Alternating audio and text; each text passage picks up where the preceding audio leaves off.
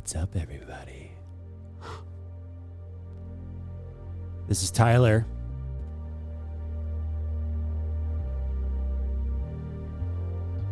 And I'm really excited to be here for yet another episode of this podcast. This podcast. This is the Hollywood is Dead podcast, in case you were wondering.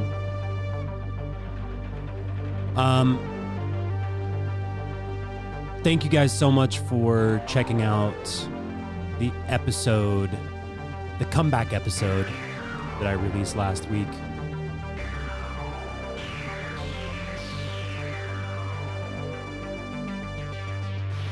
Let's go. Man, that was cool. It just feels really good to be back. It feels really good to be back. And this is also the first episode that I'm actually recording on video. So, God, I guess that means I have to upload this to the old YouTubes. So that's another spot for you to be able to check out the podcast. We're going to be uploading this episode to YouTube on our channel, The Hollywood's Dead. Yeah, that's the name of it. Thank you guys so much for checking out the last episode. Kind of filled you guys in on some fun things, and I think I'd like to keep that as a running theme of sort of an update, if you will, from what I've been up to, what Archetype Pictures is up to, and I don't know, just kind of keep you guys filled in. I've got my eye on a few people that I'd like to interview in the very near future. I'm aiming to have my first one done for, it'll probably release the week after next week. So be on the lookout for that. I'm very excited about that. Today is Thursday, October something or other. What is today? October 19th. Jesus. My birthday was October 13th last week. It was Friday the 13th, which is pretty cool. In October. I felt very special this year. Also because I'm in the Rocky Horror Show, which is a live musical. And we went up last week. Last week was our second week in shows, live shows. And so I got to do a show on my birthday on Friday the 13th. Rocky Horror, no less. So felt pretty damn special about that. How that was 6 days ago already is way, way, way beyond me. I have no clue. Time flies, man. Time flies. Which is just another indication that, you're sitting there listening for, listening to this podcast, which is totally fine. But maybe listen to it while you're doing something else, while you're writing or while you're mowing the lawn or doing something, not just sitting here. Because time is fleeting, as they say in Rocky. And we've got a lot of shit to do in this life. So especially those of us that are, wanting to act or direct or write, whether you're trying to take photos for your photography website that you've been trying to build for the last 5 years. Guilty. Stuff like that is, it's not going to, we're running out of time, guys. We're running out of time. That said, some little updates on the film. We are still deep into post-production. We've got a team of people working literally around the clock to create assets, to composite all the assets, to clean up the dialogue. There's a lot of minutia that can bog down, and especially on a film like this, because although this is an independent film, we really swung for the fences on this one. The look and the requirements of it in post-production are just quite a bit more than we even anticipated in pre-production. That happens when this is, the biggest film that you've done so far. And it's all good. It's getting done, and we're working. Michael is the team leader on this aspect of the film, and it is getting done, which is very exciting. I've seen quite a few updates recently, and the assets that are being built are just badass. The look of this film is really, it's like Watchmen meets Blade Runner. Yeah. So a little comic book. No, it's not. It's not comic booky. It's just got a lot of saturated colors and techie sort of neon tech. It's really cool. I'm very excited about it. Very proud. Very, very, very proud. So that's an update on the film. What else? Man. Yeah, we've got Rocky going on tonight. Thursday I'm doing a show tonight, tomorrow, and Saturday as well. Can't believe that next weekend is already closing weekend for Rocky 2023. So it's pretty cool. And I know a lot of you guys are listening to this outside of my little enclave here in Northern California. But, I just want to fill you guys in on all the fun stuff. Also been watching some movies with the old lady. Yesterday, I need to tell you guys about this. I was going to record this podcast yesterday. Woke up a little late, had my coffee, and I took these like caffeine pills, and the suggestion was to take 2, and so I did. And in about 10 minutes, I felt pretty good. I had a lot of energy coursing through my body. And about 10 minutes after that, I had this moment where I was like, oh, that's weird.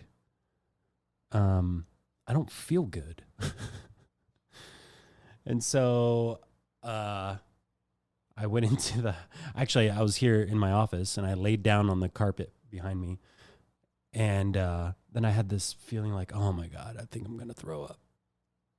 And sure enough, I did. Yeah.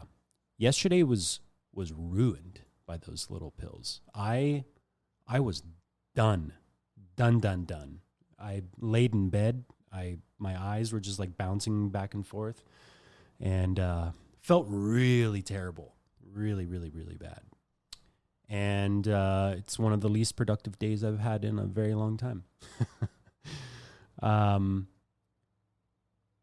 But watched a movie last night with Anne-Marie, and then laid in bed for a little bit, fell asleep probably around 10:30 or so, and woke up this morning perfectly fine. Perfectly fine. I feel fantastic. I have so much more energy than I've had in a long time. And the moment I pressed record on the camera, but also on the Rodecaster, I was like, oh, hell yeah. Yeah, no. This is great. This feels wonderful. And then I was like, am I being a little extra because of the camera? That could be. I have that.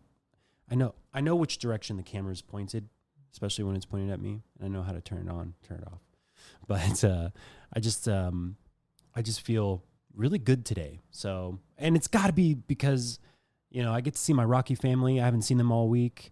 And, I'm just excited to get back onto the stage and do my little part and just be a part of something much bigger than myself. And it's just badass. I'm just very, very excited. The movie that we watched last night it's called The Conference, which is a Swedish horror film. It was awesome.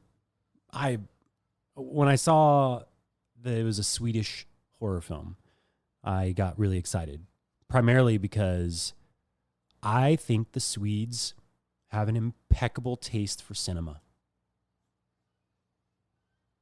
Yeah. That whole region, So if you ask me like, well, what's your favorite Swedish film? Probably Girl with a Dragon Tattoo. Pretty badass film. The originals are just amazing. I think that if the Swedes wanted to, they could have their whole genre to themselves. You know how like you had these the Guy Ritchie gangster movies? I think that you could have Swedish whoever director gangster films. Swedish gangster movies would be badass. That's kind of random, but it's a thought that I've had for a long time. I'm not lying. For reals. Like I think I've even told this to people. I actually wanted to, I have a short film that I would love to do. Acorns are falling onto my ceiling from the oak trees outside. I have a short film that I really wanted to, I still need to do it, but I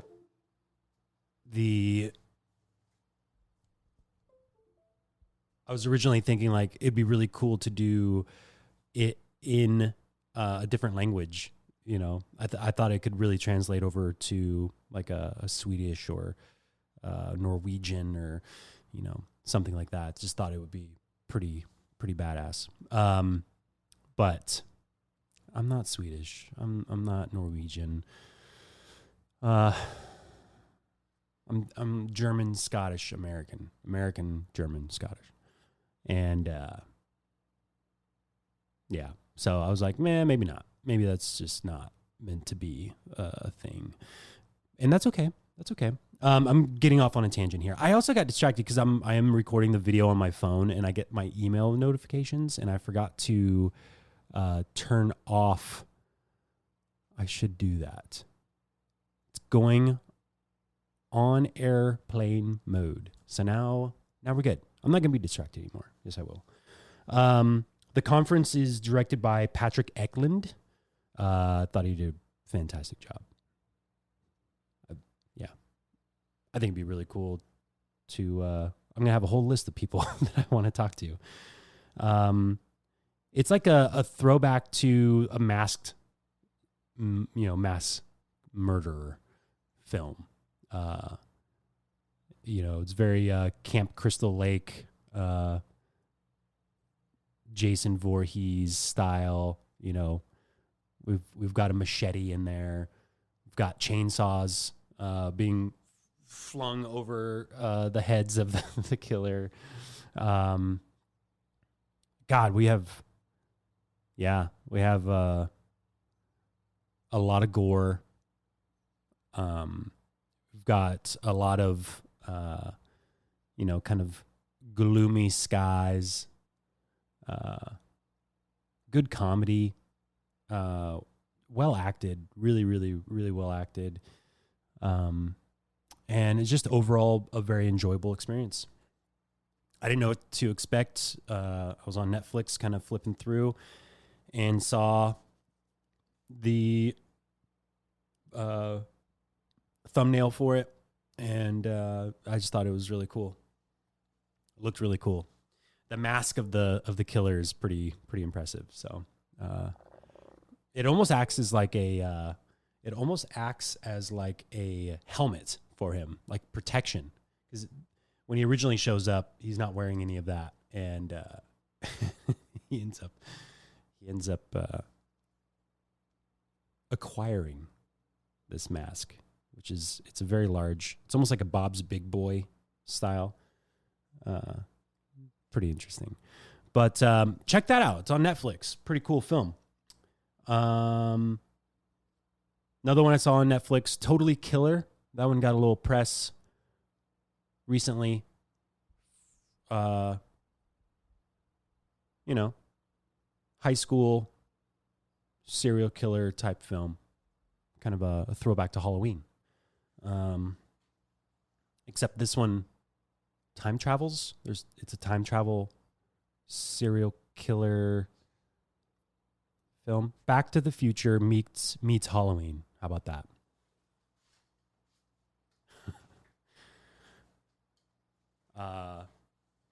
It's about the Sweet 16 killer, and I guess he left a couple people alive, or one person alive. Not Laurie Strode, but quite similar. And then there's like the twist that you have to kind of watch for yourself. Thought it was cool. Give it a watch. It's kind of a nice, I think I think it would resonate with the teens of today. One thing I've noticed is a lot of teenagers that I've come in contact with recently, especially our exchange students and stuff, they're not really drawn to the nostalgia of the original Halloween, some of the other Hellraiser and all those. I think if the moment they see that it's not made in 2022, they're like, it's probably not that good. And so, every year when they come out with these newer films, I think it's directed at those people that, they're not, it's no fault of theirs. They're, they just want to be entertained, and it's totally fine. I'm very nostalgic, so I like seeing older films and marveling at what they were able to accomplish way back in the day. I was born in 84, so felt pretty good. I watched Friday the 13th on Friday the 13th, and so this is the final chapter, and that was made in 1984. So it was the year that I was born.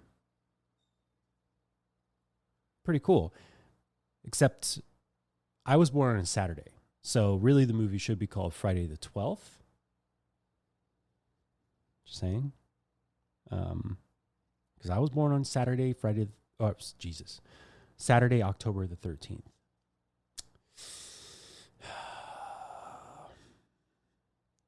Continuity is a big thing. I'm a details guy. I'm gonna notice. I'm going to notice everything that goes wrong in something. Just the way that I am.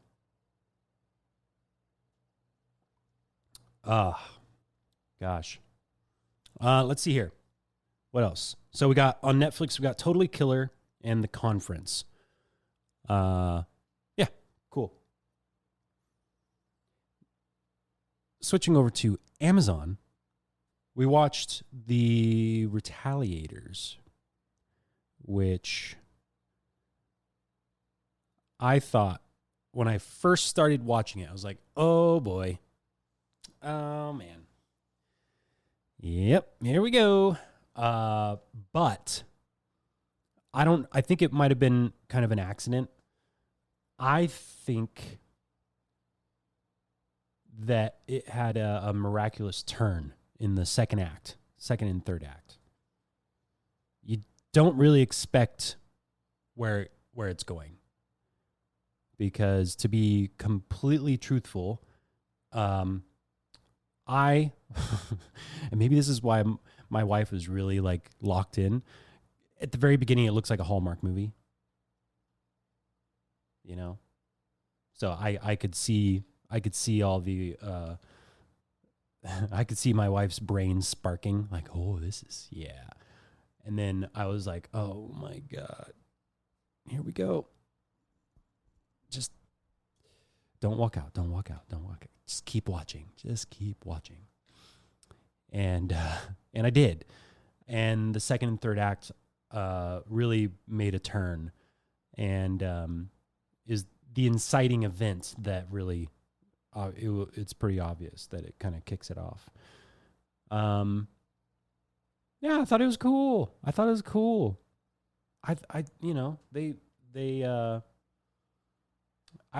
would give it a 6 out of 10. I would give The Retaliators a 6 out of 10. Yeah. It was fun. The beginning, so okay, the opening scene was like it was really cool because you're like, you really do not know where it's going. But then right after that, it cuts into being basically like a Hallmark movie with like a pastor preaching and you know, I understand it's setting things up, but it's the way that it was actually shot that came across as Hallmark. So, you know, very flat front lighting, not cinematic at all. And I don't know if they did that on purpose to kind of really juxtapose where this film is going.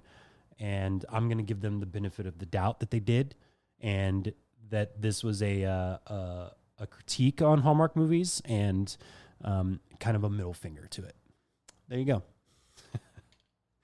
I feel like that's a stretch. But yeah, I thought it was pretty cool. And you know, I'm a little sad. I haven't been able to really watch anything too crazy. Those were kind of run of the mill, you know, horror films that like brand new releases. And I did not get to watch any like crazy, you know, midnight movies that I typically like. And it's mainly because my wife doesn't always enjoy those. So I try to throw her a bone and so that we can hang out for a minute and watch something that she would be down with. She really wants to watch Renfield, which I haven't, you know, I'm kind of indifferent. I don't know. I like Nick Cage. I'm not a diehard Nick Cage. I know there's a podcast out there that's all about Nick Cage movies, but I'm, you know, for the most part, I'm pretty good. But I like a lot of the choices that he's making in films, and I feel like Renfield got a big boost because Nick Cage was in it, which is fine. But you know, I'll have to watch it now just to see if I'm right or wrong. I can't bash a movie if I haven't seen it. So, it just looks a little too polished for what I would want Nick Cage to be in. Pig was not. I mean, it was polished. It was, you know, it was a good movie, but it had kind of a grit to it. And so I'd be interested to see if Renfield has any grit to it. Yeah. What else? So yeah, The Retaliators is directed by Samuel Gonzalez Jr. and Bridget Smith, 2 directors. And I thought in the credits of the film, I thought it showed also that one of the lead actors was also maybe had some say in the direction of the film. I thought it had something like that. What's up, bud? My dog is coming to visit. What's up, buddy? Look. Hi. What you doing? This is Kevin. Kevin comes to visit from time to time. Yeah, it's I'd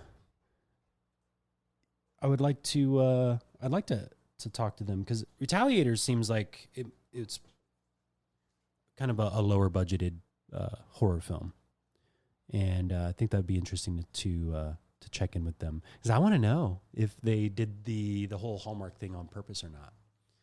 You know, I am curious. You all right, bud? Kevin's rubbing his back and nose all over my carpet. It's cool.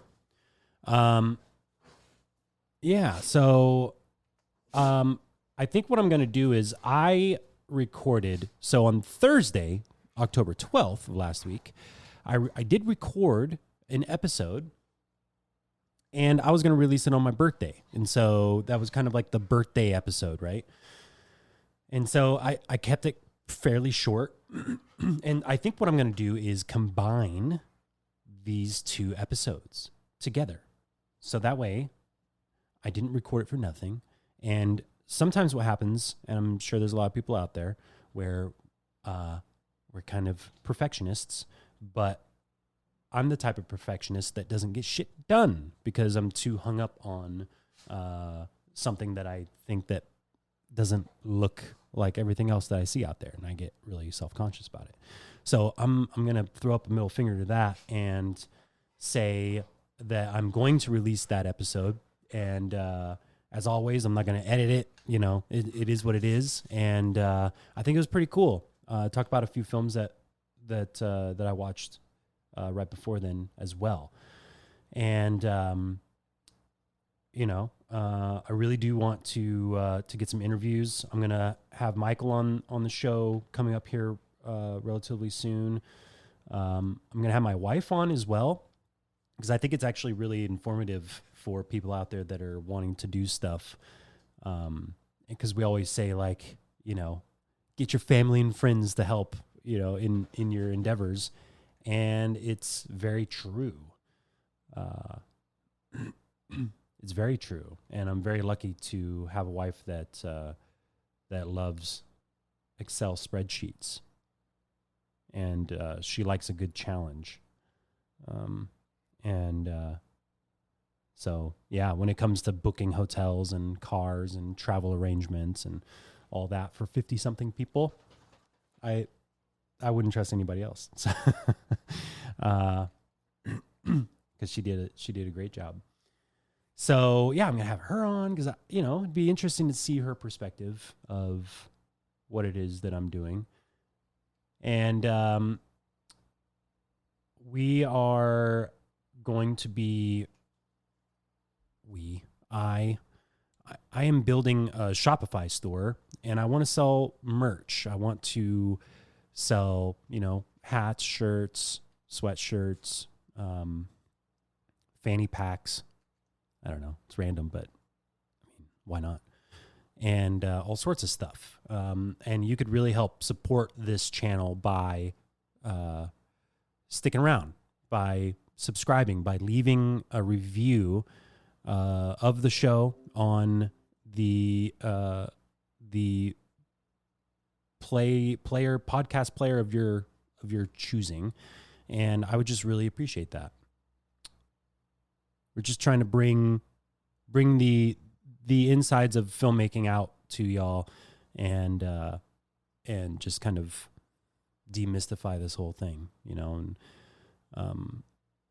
I've got a direction that I would like to go with this podcast, and it's just going to take a minute to get there, but I'm not going to wait for the perfect moment to do these podcasts. I'm just going to do them, and that's what I'm resolved to doing, or else I'll never do it. And I encourage you to also have that same mindset. You know, if you want to be a landscape photographer, don't wait for that perfect sunset. Go out and shoot and be ready for that perfect sunset. Because if you're not shooting every day, if you're not actively training your eye, you're not going to get that bucket list shot that you're after. It's not going to happen. Same thing goes with writing, directing, acting, all that stuff. So get moving. Start doing more. And just be what it is that you want to be. You know, if you want to be an actor, be an actor. You can always say, you know, I really want to be an actor. Well, go act in something, because then you actually are an actor. So, yeah, totally screwed up this intro to the last half of my podcast. So, please enjoy. Please subscribe. Stick around. Thank you, guys. Enjoy this the second half of the episode. All right. Peace.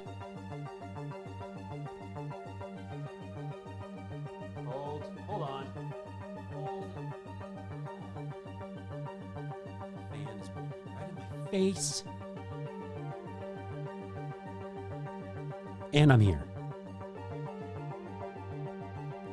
Good thing you couldn't hear all that because the music was playing over the top of my vocals. What's up, everybody? This is Tyler from the Hollywood is Dead podcast. And this is the Hollywood is Dead podcast. I just wanted to jump on here and just express how happy I am to be podcasting again. So I'm doing 2 episodes this week. Boom. How about them apples? It's also because I want to celebrate my birth in the best way possible by doing something that I love,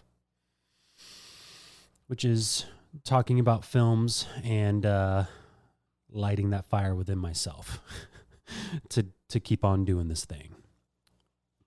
Pursuing art, that is. I consider myself very lucky that I was born October 13th, 1984, which means that Friday the 13th is, in fact, my birthday this year. And I turned 39 years old, which is nuts, by the way. Absolutely insane. I cannot believe 39 years ago I descended upon this planet in this particular form. And my life has been really really fucking cool. I'm not gonna lie. I'm certainly extraordinarily lucky, and I'm just stoked. 39 years. I got at least 39 left in me. If not, maybe even 70 more years, because that would put me at 109. That's not out of the realm of possibilities. In 70 years from now, holy cow, 70 years from now would be 2093. I'm sorry, my brain just exploded. 2093. Could you imagine where we'll be when I'm 109 years old? Oh my God. I know where I'll be. In a diaper. And no, who knows? Maybe we'll have unlocked some genes, some dormant genes that, some biblically dormant genes that allow us to be a few hundred years old. I think aging is actually pretty damn cool. You know, I think I'm certainly not afraid of dying or anything like that. But I think aging is aging and having the possibility of not existing in this form anymore is such a motivating factor, for me personally. And if immortality was possible, I think that would be the least interesting thing to ever happen. It'd be scary, but it would not interest me. It would not interest me. Yeah, I think after a while it would get really boring. It might take a while. Like if I could live longer, that'd be cool. But forever, hell no. But to be like 200 years old, that'd be kind of cool. That'd be really scary if people could live to be 200 years old. We already have people that live to be 90 years old that are in the government, and and I think that's pretty ridiculous. Could you imagine Dianne Feinstein celebrates 150 years in Congress? That would be really scary. Anyways, this is not a political podcast, people. This is a podcast about films and filmmaking. And I am very excited to jump on here. Last night,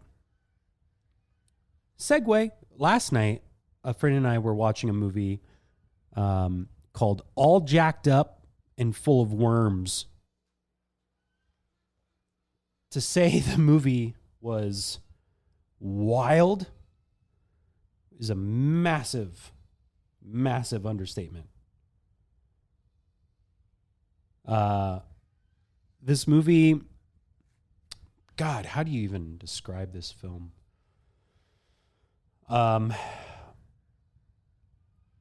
Some of the quotes online are unsettling, hallucinatory, and crazy. Yeah. Yep. I personally seek out films that are off the beaten path. These are the types of films that I find totally necessary. Totally necessary. There are movies that are unnecessary. And, personally, I find that the vast majority of those films are the ones that we see in the theaters and the ones that are Amazon originals or Netflix originals. I find the vast majority of those films are unnecessary because they're just content, All Jacked Up and Full of Worms is not just content. It is the inside of someone's brain that they were able to cobble together the resources to create a film like this. And to me, that is cinema. That is what we should all be striving for as artists.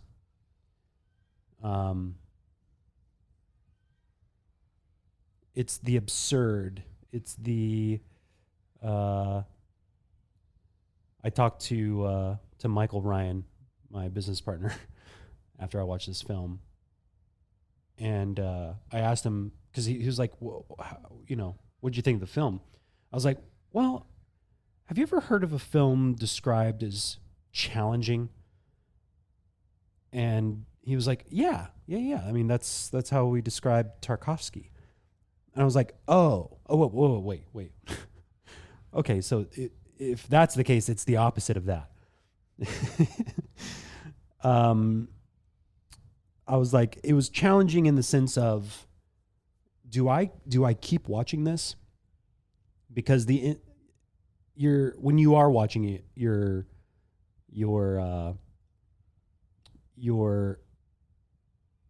brain is revolting.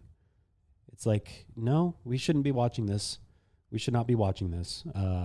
We should just turn on YouTube or go back to watching TikTok or something. And I caught myself thinking this. I'm being totally transparent with y'all. But I was watching it with a friend, and we were both having these visceral reactions to the film. We were disgusted. We laughed. There's no like real scares in the film, I would say. There's just a lot of WTFs. And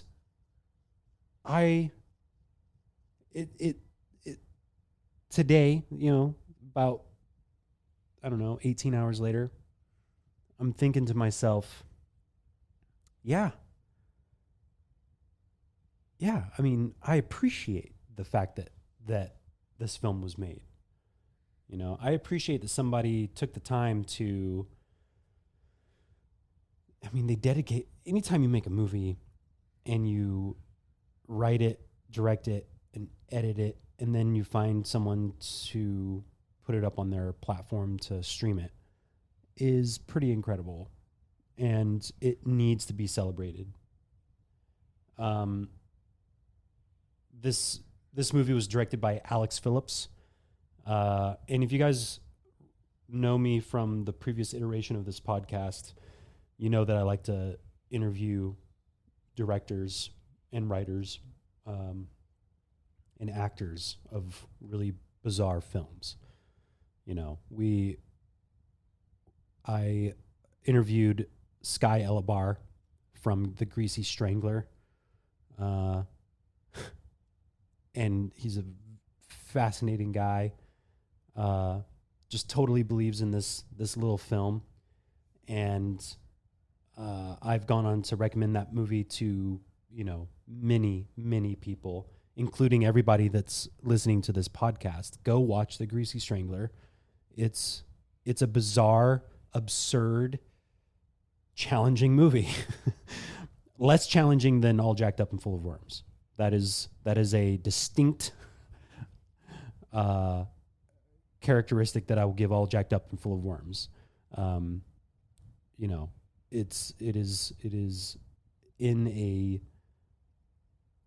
a universe of its own. So yeah, Greasy Strangler. We interviewed Tyler Cornack from Butt Boy, and a couple others. Tiny Cinema is another one of his films. And, bizarre, absurd films. That movie was actually on John Waters' list from, I think, 2021 of movies to watch. Which, if you're going to be on a list, that's the list to be on. I think these films are really important because we need to be making more of these. We need to be exploring. We need to not be afraid. And I am projecting because I want to make oddball movies a little bit. It's like I want to be in oddball movies. I'm still grappling with the fact that I'm an actor number 1, producer number 2, writer and director number 3. Because I've only directed one thing, but a little short film, which I think is a little oddball short film. So if you want to watch that, I'll link it. But I just think that these films are incredibly important, and I'm seeking them out. I want to interview Alex Phillips. So if anybody out there can point me in his direction. Actually, you know what? Screw that. I'm going to email him because I just remembered last night. This was pretty late last night. So last night I found that he was on IMDb Pro and his Gmail is on IMDb Pro. So I'm going to look him up. I'm going to email him. And I just think, I don't know. I have a whole watch list. I think I mentioned this in the first episode, that I have a watch list of movies that have very few like reviews, which I kind of take that. Like if you look up on Amazon Prime, and you know, it has the stars or whatever, and then it shows you the number of reviews. I kind of take, like, if it doesn't have a whole lot of reviews, it probably doesn't have a lot of views, and those are the movies that I want to watch, and I want to figure out if that was a necessary movie or an unnecessary movie. You know, and I'll probably watch a few that I'm like, man, I'm not. Yeah, just not real necessary. So, just gonna steer clear. I'm not gonna talk about it. I'm not here to rip on anybody. I am not a critic. I am interested in cool cinema, and because I am worried about the future of film or moving pictures, let's say digital, because, you know, Tarantino's done after this next film. The greats are all aging out. You know, we're going to get another Scorsese movie, you know, coming up here at the end of the month. You know, the ones that the studios really rely on to bring people to the theaters, they're kind of disappearing, you know?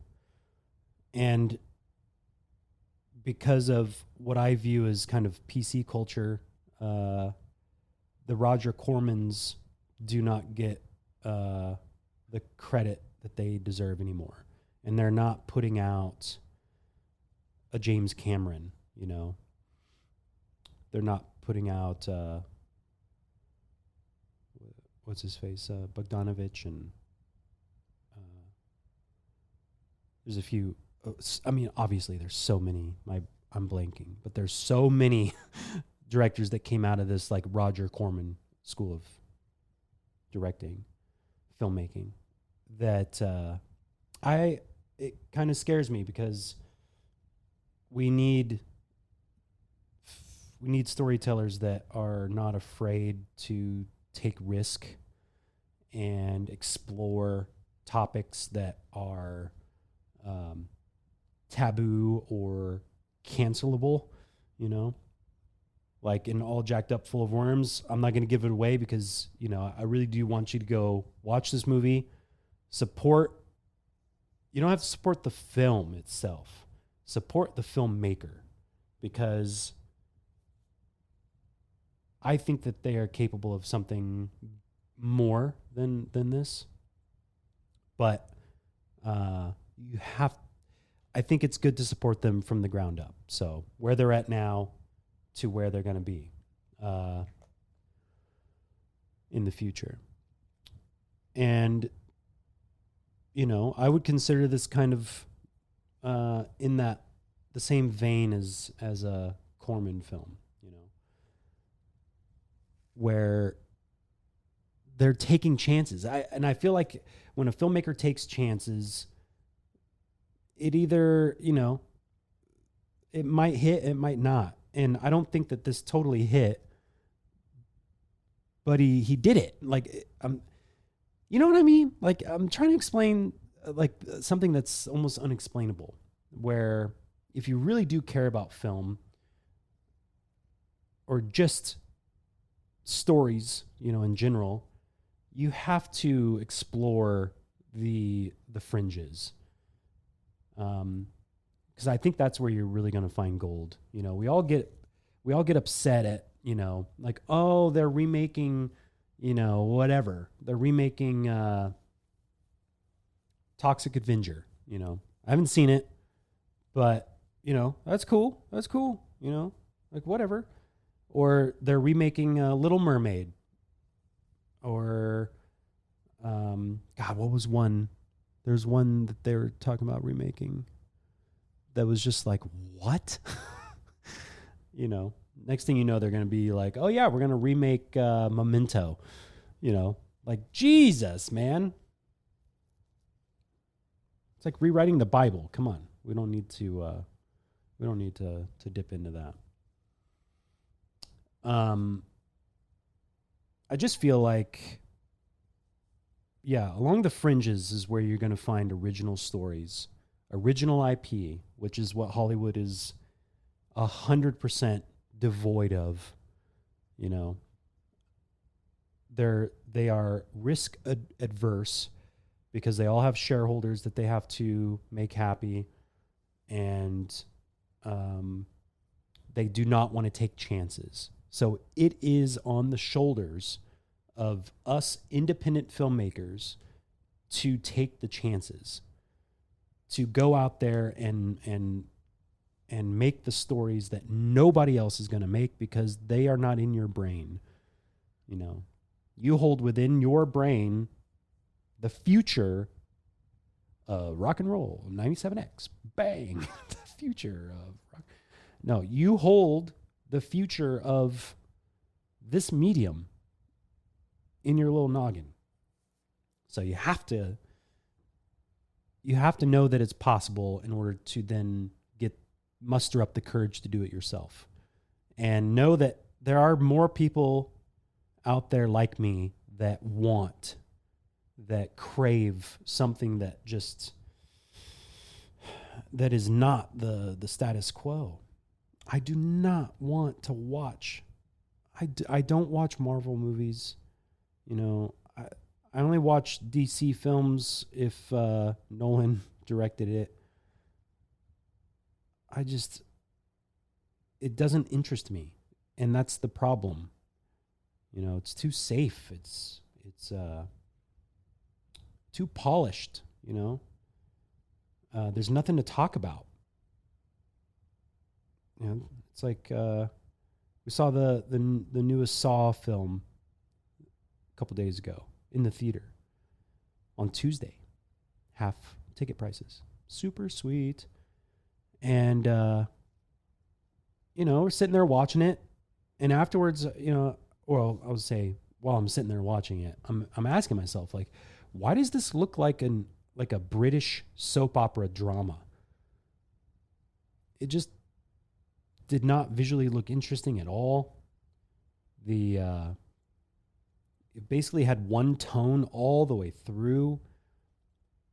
You know, it was not interesting. And it becomes extremely apparent that Twisted Pictures, or whatever they're called, the production company, I mean, of course they're trying to secure their nut, you know, but it just does not become interesting anymore. You know, the originals were like, the first one was awesome because it was that fringe. It was the fringe. At the time, it was the fringe. I was in high school, and my buddy was like, "You got to watch this, dude." And I watched it, and I was like, "Oh my God, I'd never seen anything like that." And that is what I'm craving. I'm craving that feeling. That's what I'm chasing. You know? So watching Saw 10, I mean, it's a meme in itself, you know? It's just barren. It's just not interesting. Even the gore, it's like, oh, look at that. Yeah, chopped her leg off. Oof. God, she just lost her head. You know, it's like, and it's not that we're desensitized to violence. It's that, I mean, we are in a lot of ways, but it's also, we expect it, right? We know it's going to happen. So that sense of surprise that, you know, in acting, one of the things that we strive for is discovery. You know, as an actor, if you're doing the same show over and over and over again, it can be really stale to do a theater show, to do a play 15 times, and you're doing it the exact same way every single time. It's just a formula, right? So as an actor, it's your job to discover moments, to discover little things that make it interesting for you, because that interest will then translate into the audience. Hopefully. I mean, that's our job as actors. And these giant, conglomerate corporations are not interested in discovery. They are interested in cookie cutter. If the cookie cutter breaks, they lose money. So, because it's a machine that a hungry machine, and they're just shoveling in all of the content they can possibly create in the sheer hope that all of it, not just one thing, but that all of it, all this crap they feed into the machine, prints out a few bucks on the other side, a few bucks more than their last earnings report. And it's like that is the death of art.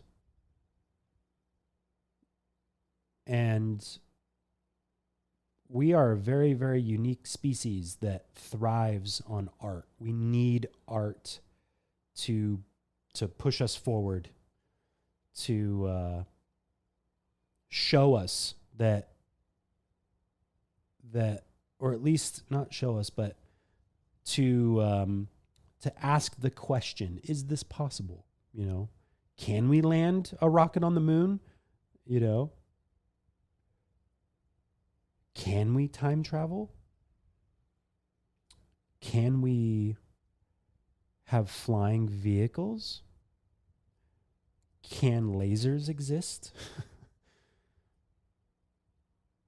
Can we have little personal computers that show us movies while we eat lunch at our desk in space? 2001. Can we have AI? Can we have artificial intelligence that interacts with us? Those are all things that were written about, that were dreamed about, and then that were finally put on celluloid and shown to the masses. And then people out there would try to make that happen because they enjoyed what they saw. They were like, damn, that would actually be pretty damn cool. And so we need filmmakers like Alex Phillips and the others that I mentioned before to show us the future.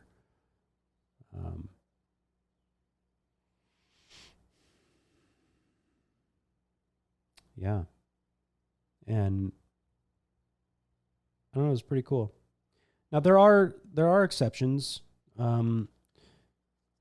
We last night we watched Talk to Me, which was a pretty decent sized film. I don't know what the budget was, but it was directed by Danny Filippo and Michael Filippo. I think that's Filippo, maybe. And it was a cool concept. It's kind of a body snatcher type horror film. And in that one, a lot of it was kind of camera work that made some of the stuff work. And then there were a couple moments of like kind of gruesome violence. And so, I mean, if you're into that sort of thing, it's a pretty compelling story. Nothing new, very safe horror film. Perfect for this time of year, but it's a one watch and then you're done. Would I recommend it to people? Meh. You'll probably hear a lot about it for the next month or so, and then it'll disappear. You might hear about it next year. Who knows? But it was cool. It was cool. I think non-filmmakers would find it way more interesting than filmmakers, possibly. I unless you're just a real horror nut and you watch everything, you know, and you just voraciously devour all horror movies in the month of October. But, you know, it was cool. Oh, interesting. The budget was $4.5 million. That's cool. See, that's cool. Part of me was kind of assuming it was like 15 million. And so when I think about that, I'm like, yeah, God, if I had 15 million bucks to make a movie, you know, I would think it's possible to do something like that. But it was a very successful film. $4.5 million budget estimated. And then as of yesterday, the gross returns are 89 million. That is a successful film financially. Is it going to inspire filmmakers to go out and tell stories? I don't know. I'm disillusioned to the fact that the lottery of making something like that. Because I mean, I'm like, 89 million bucks on a $4.5 million budget. And I'm trying to look at the film objectively and like, what did they do? I mean, yeah, it looks like a $15 million film. So I think if you can make your movies look way better than the budget, like that perceived value, I think that can really go a long ways. So, I mean, good on them, you know, good on them. I don't know too much about the Philippou directors, but I would love to maybe, oh, of course, they did the Babadook. Yeah, I mean, these guys are the real deal. Oh no. What did they? They did not do the Babadook. Sorry, guys, they did not. But what did they do in the Babadook? It's listed under their filmography. Hold on. Huh. Okay. Yeah, I need to talk to these guys. I really need to talk to these guys. Hold on. So these guys did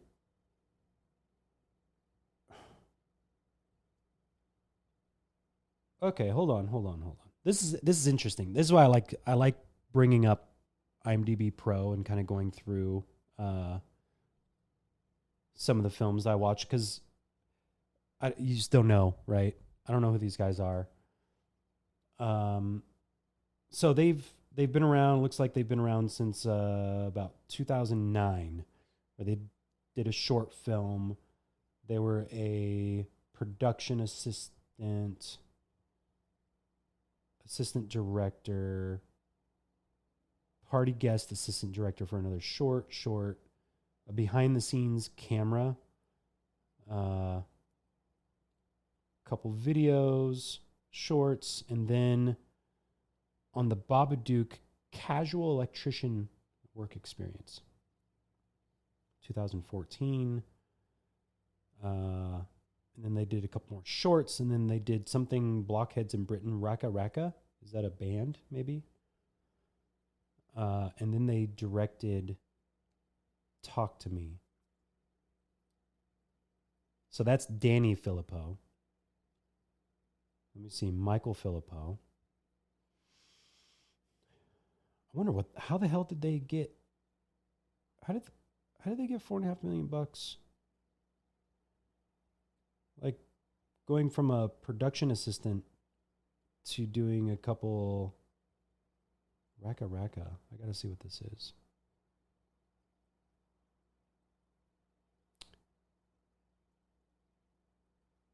But they weren't even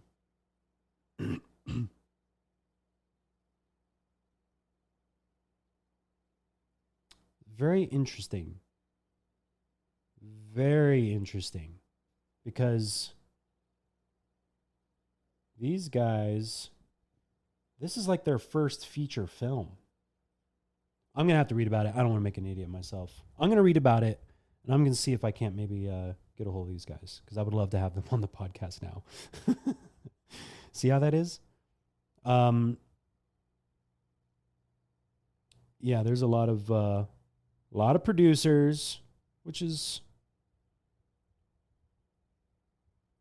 it's acceptable. Really interesting, but I don't know, maybe that kind of changes my opinion. I think I had this preconceived notion that it was like a $15 or $20 million film, which I'm like, of course, it's got to look amazing. But if they really did this film for $4.5 million, they did a really great job. Yeah. See how that goes, though? I don't know. I didn't think that.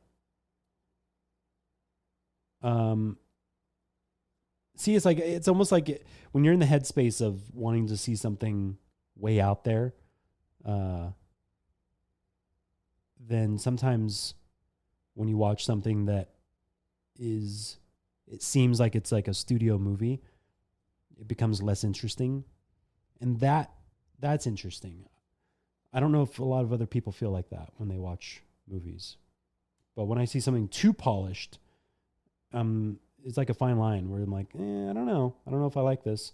But then if it looks like it has like a digital scan, or, like it looks like a British, like what I mentioned with Saw, the way that I don't know if it was the camera they used or the FPS that they filmed, but it just looked like a British soap opera. And so I think maybe I was assuming that, but good on them. $4.5 million. I hope they got a shit ton of money for that. I hope they had points on that. There's a lot of producers, so in this industry, it is very difficult to make your money. So unless you're a big shot, and I'm hoping they did not get ripped off. But yeah, so check out Talk to Me. Tell me what you think of it. I there was nothing like groundbreaking about it. That's the thing that kind of caught me off guard. I don't know, but it must have been marketed really well. Somebody must have poured a bunch of money into marketing on that, because it seems like one of those films where it was made with the formula in mind. And when a studio came across, or a distributor came across it, they were like, "Oh shit, we could pour like $2 million or more, $10 million into this marketing campaign and really get this thing out there, because it looks like a studio film, and then we'll be able to really rake in the dough, because we're not going to have to pay them as much." I don't know. Who knows? But, yeah. Interesting. Anyways, we're going to watch a movie tonight. I think I'm going to watch Friday the 13th.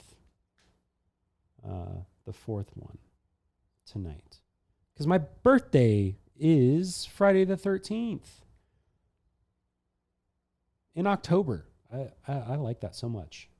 I really do. I like that. But I hope you guys have a great weekend. I'm going to I'm gonna wrap this up. And I just really appreciate you guys listening again, and I'm really excited about this next year of my life, the last year of my 30s. That's crazy. I have so much to do. Oh man. You get to a certain point in your life. Like I remember when I was like 27, And I was turning 28. And I was maybe feeling a little bit of anxiety about that. And I was like, but I'm only 28. Like, I'm not even 30. I could totally, there's still so much time left. And now last year in my 30s, I'm like, God, 40? All right. Okay. I got a lot to do. You know, it kind of, that's the immortality thing. It lights a fire. I know you feel it. I know you feel it. And if you don't, you will. It definitely lights a fire. It makes all the small shit in the world and big stuff too really puts it all into context. 'Cause we don't have time to worry about what other people think about us. You know, we really don't have the time. You know, we owe it to humanity to pursue art and be the light, you know, be that spark. So I hope I was a little bit of a spark for you to go out and pursue art. The spark for art. And I hope that you guys, you know, get out there and create something. Drop me a line on Instagram or something, or, you know, please follow me. I am creating a link tree that's going to have different links. I'm creating a web page. I'm going to have merch. Hollywood is Dead. I'm going to have merch. I'm going to have some really cool shit that I want to put out. Hats and sweat, you know, all the normal stuff. But I want to make the designs really kind of fringy and different, and all the things that I really care about. And I just want to, you know, number one, I want to be able to pay for the expenses of doing this podcast, which they're not terrible, you know, but it would be nice for it to be self-sustaining. So if you are so inclined, please go and follow the Hollywood is Dead Instagram, and then in the bio on the Instagram is going to be the link tree for all the other links that as they kind of come up. So going to be building a website with merch stuff. I have the podcast link. So on there, you'll be able to listen to the podcast on Apple, on Spotify, Pandora, Audible, you know, Amazon Podcasts, whatever it is. So all the different ones. And if you drop a follow, that'd be super supportive. Something else that I'm going to be doing in the near future is Twitch and Discord, doing kind of a live dealy. And I am on TikTok quite a bit, but I'm not sure that I want to do TikTok. You know, if you are inclined, I am over on TikTok as well, and usually drop clips of the show. But I don't have enough followers to do a live over there. So if you follow me on TikTok, that's cool. No pressure on that. But it would allow me to go live. I think you have to have like 1,000 or something. I'm not sure, but I'm not even. I don't even know if I have 100 on there. But so just kind of seek me out a little bit. If you seek me out and help me out a little bit, and it'd be really helpful. So I appreciate you guys. This is a little bit of a shorter episode, but you know, it's going to be my birthday, and I just really wanted to get out there and put this out there. You know, I'm enjoying it. So stay tuned for more. And we'll talk soon. All right. Peace.